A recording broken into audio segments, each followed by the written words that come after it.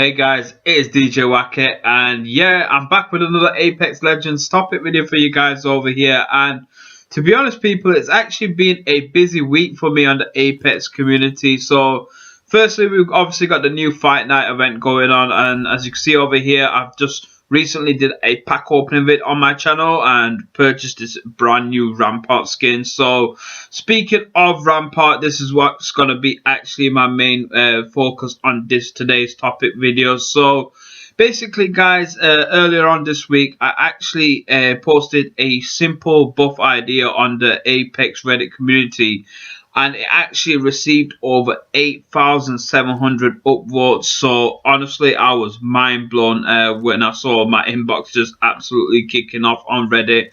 Not only did it actually got obviously that much attention on Reddit, but actually I have to say shout out to Deserto. I believe I've said that correctly over here, but Deserto on their website actually featured my idea on one of their articles. So what I will do is I'll leave a link on that article in the description below. But as you can see, yeah, your guy over here got a bit of Apex street cred, you can say, this week. So what I thought I'll do, guys, just obviously from all the back end good news over here, I wanted to do quite a quick video to discuss a couple of Rampart buff ideas that I've got, and also some of the ideas that I've seen floating around on the Apex Reddit community as well. So these are 5 ideas I've compiled together that I think can help the modder of the Apex games.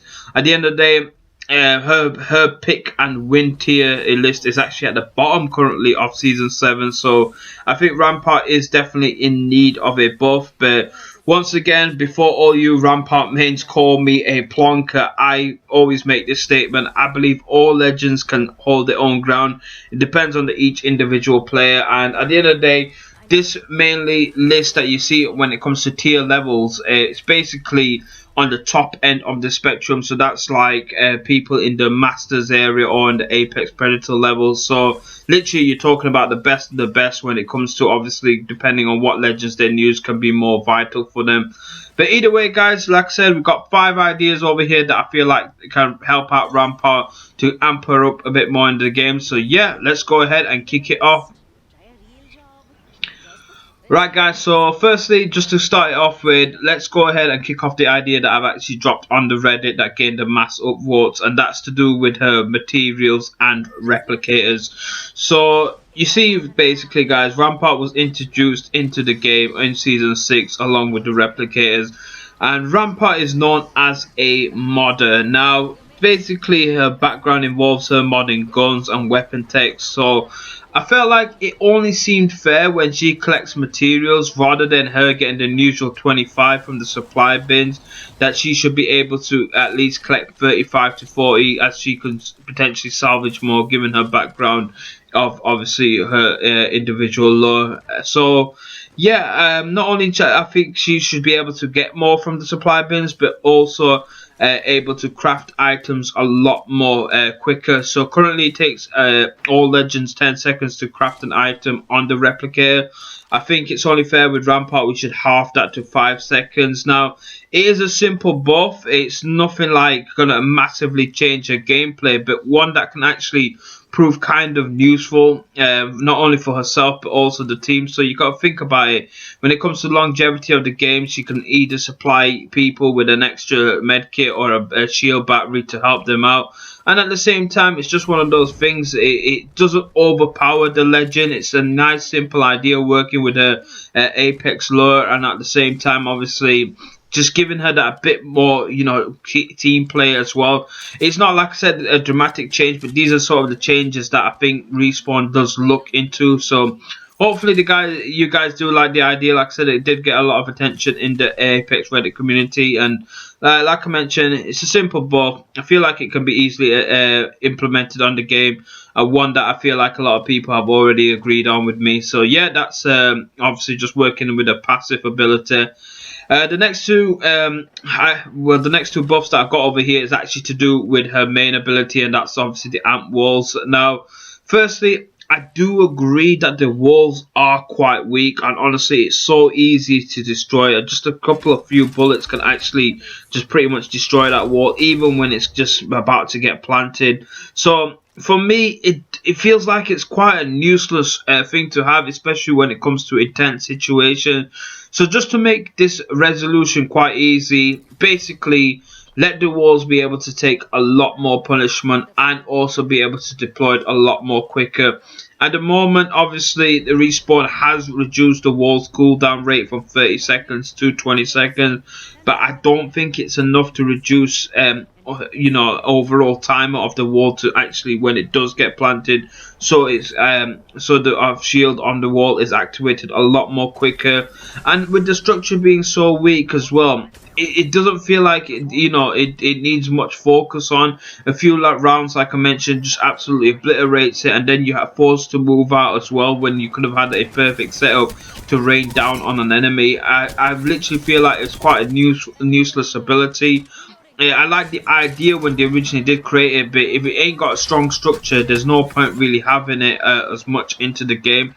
So basically, in short, make it tougher, make it quicker to activate. That's all I ask.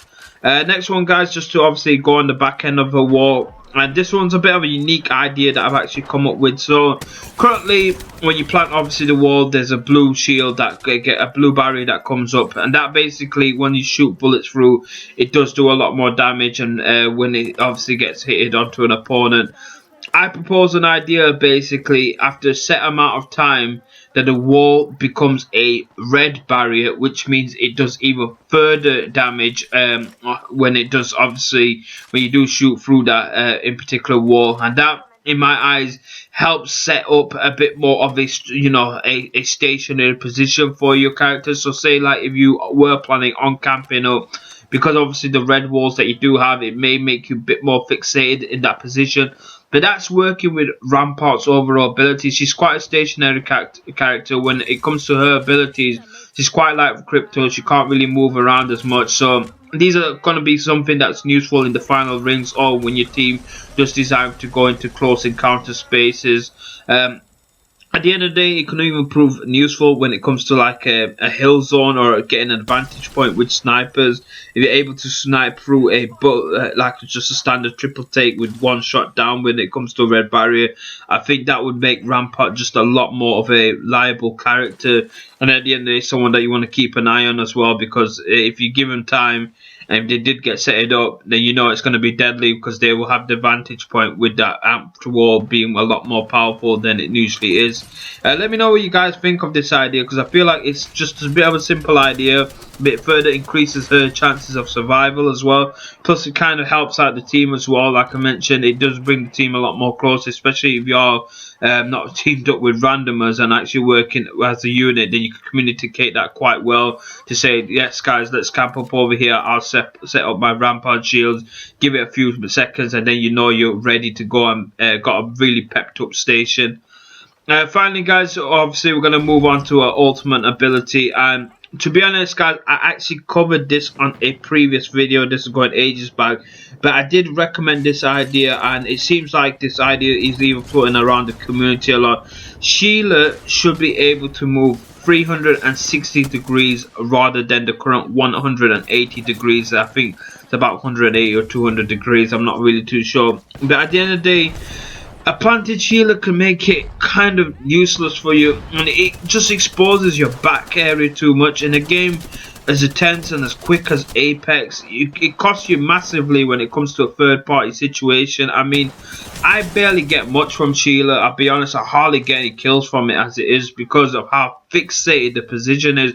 A lot of legends just move rapidly enough to get out that 180 degree view, and just pretty much you're no longer able to get them on that kill zone. Because of how fixated Sheila is, I think giving it that extra 360 degrees movement can be just a lot more useful. At the end of the day, it keeps an eye, you got a chance of keeping an eye on your back as well, but also at the same time able to get a full vantage point of covering your immediate circle area.